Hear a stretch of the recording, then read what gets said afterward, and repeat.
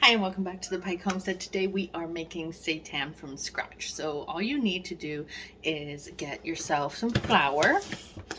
Any kind of flour will do. A whole wheat one is a bit better, but an all-purpose will work as well. And then some water. And then we're going to mix it all together. I use my bread machine just because it's easier. So yeah, come, let's make some seitan. So in here we are going to put 5 cups of flour.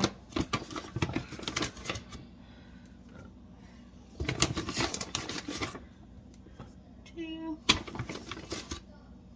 3, 4, 5. It wasn't quite full cup, so I'm just going to put one more. Alright, and then you want about 1.5 cups of water.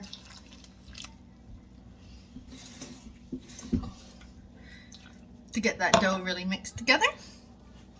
And then yeah, I'm just putting it in my bread machine and I'm just setting it to basically a homemade version that I've got on here, and just to kind of knead it for about 15 minutes and then to just sit there. So it will knead it, it will make it into a dough, and we'll let it sit there for an hour and then come back for the next step. Alright, so our dough is ready. It is all in here. Looking all ready to go. So we're going to put it in a bowl and then we got to wash it. Alright, so once you got your dough in here, you are going to fill it up with water.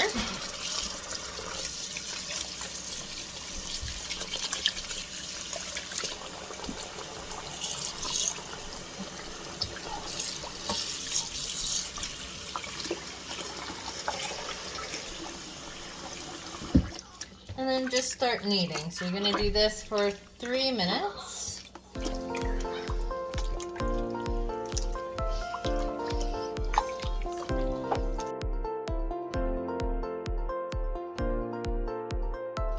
So after 3 minutes, your dough is going to be quite stretchy and very loose, but this will fix over time. So we're just going to pull this out and put that in a strainer here. And you'll see the liquid's quite thick. And we're just going to pour that into a jug to keep.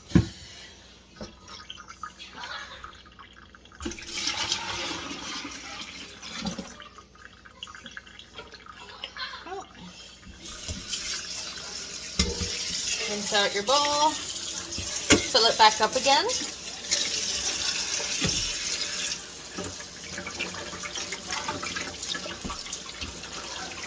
And return our dough back into the bowl. And we're going to knead this again for another 3 minutes.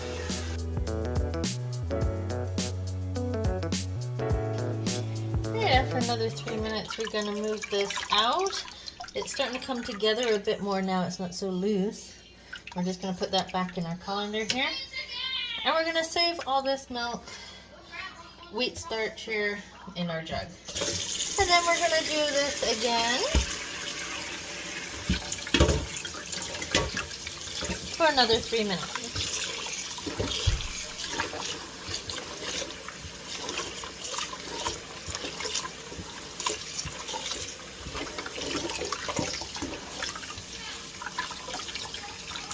And you'll see that's getting a lot firmer. There's a give to it now. It's not falling apart in my hand. We're going to keep kneading that and just make sure we get all the starch out there. And you start seeing the fibers.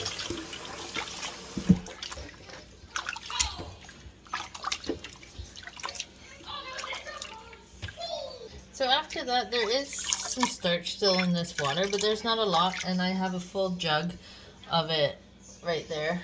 So I don't need to save any more, at least for what I'm going to be using it for. So we're just going to dump this.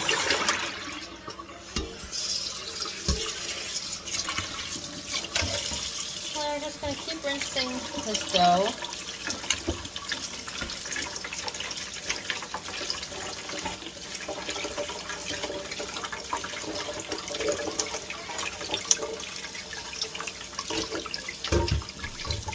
You can see it's really starting to get very fibrous.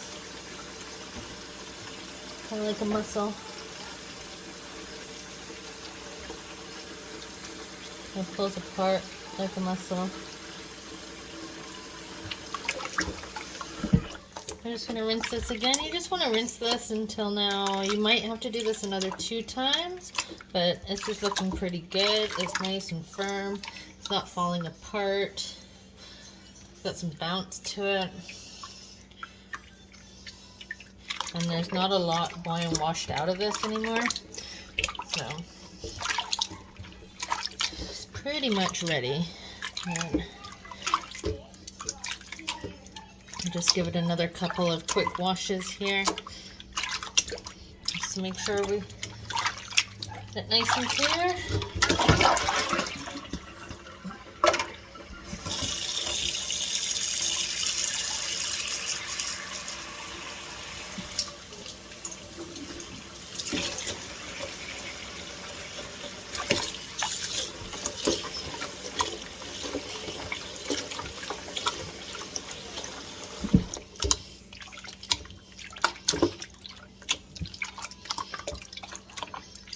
So this is pretty good. It's pretty much mostly clear.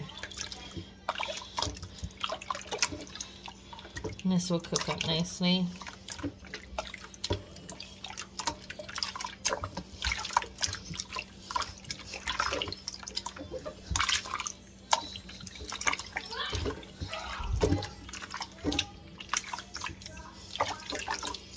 So yeah, it's not getting much darker, so we're just going to leave that as that.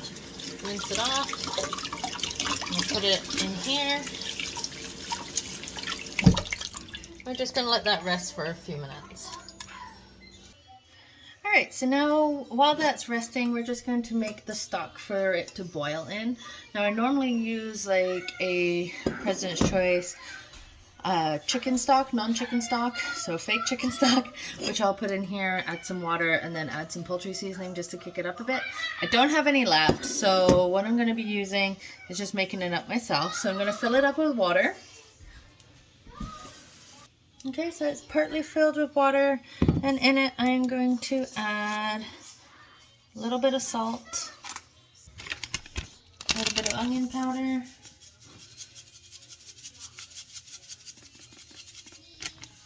a little bit of garlic,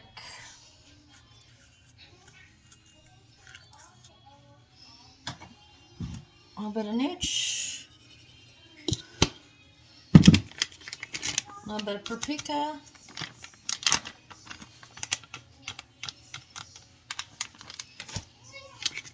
and a big dousing of poultry seasoning, and some oil. I'm just going to whisk that together. Alright, so now that we have our stock, we're just going to put that on the stove to start boiling.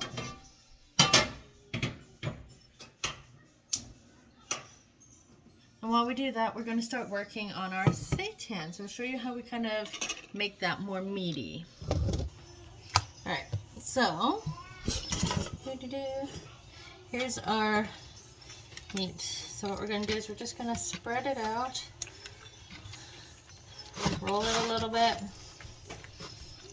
So this is to get all the fibers going in the same way. Okay, you see how it's all kind of pulling in the same direction.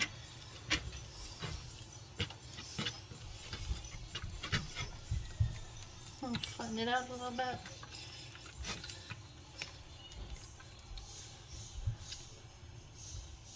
Let's see. Okay.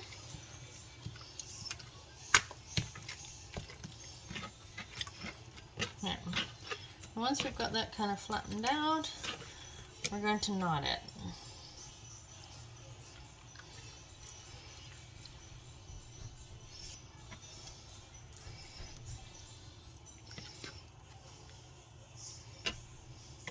Now, I haven't quite mastered the knotting, but people can get it like really tight.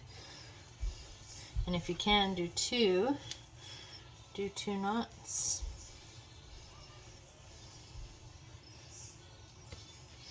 And then this is going to be your meat piece. So we don't have to do anything else with this I'm not cutting it into smaller pieces first because I'm just going to cut this whole thing and cook it from here. So what we're going to do is we're going to stick that into the stock and boil that for 30 minutes, and that's going to really kind of expand.